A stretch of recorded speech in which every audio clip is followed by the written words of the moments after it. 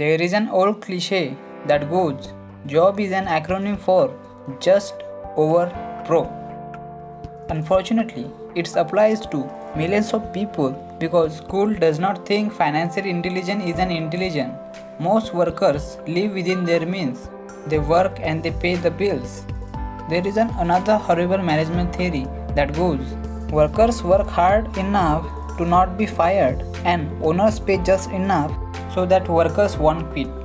And if you look at the pay scales of most companies, again there is a degree of truth to that statement. The net result is that most workers never get ahead. They do what they have been taught to do, like get a secure job. Most workers focus on working for pay and benefits that reward them in the short term but are often disastrous in the long run. Instead of for young people to seek work for what they will learn more than what they will earn, look down the road at what skills they want to acquire before choosing a specific profession and before getting trapped in the rat race. Once people are trapped in the lifelong process of bill paying, they become like those little hamsters running around in those metal wheels. Their little furry legs are spinning furiously. The wheel is turning furiously, but comes tomorrow morning, they'll still be in the same gauge. Great job. And the question is, where is this daily activity taking you? Just like the little hamster, if people look at where their hard work is taking them, what does the future hold? Are workers looking into the future or just until their next paycheck? They are questioning where they are headed.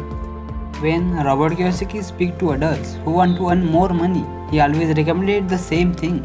He suggests taking a long view of their life instead of simply working for the money and security, which he admits are important. He suggests they take a second job that will teach them a second skill. Often he recommended joining a network marketing company, also called multi-level marketing. If you want to learn sales skills, some of these companies have excellent training programs that help people get over their fear of failure and rejections, which are the main reasons people are unsuccessful. Education is more valuable than money in the long run. In the long run, the main management skills needed for success are: first, management of cash flow; second, management of system; third, management of people. And the most important specialized skills are sales and marketing. The ability to sell to communicate to another human being, be it a customer, employee, boss, spouse, or child, is the base skill of personal success. Communication skills such as writing, speaking, and negotiating are crucial to a life of success. These are skills we have to work on constantly, attend courses, or buy educational resources to expand our knowledge. Today, we see school teachers earning hundreds of thousands of dollars a year. They earn that much because they have specialized skills in their field as well as other skills.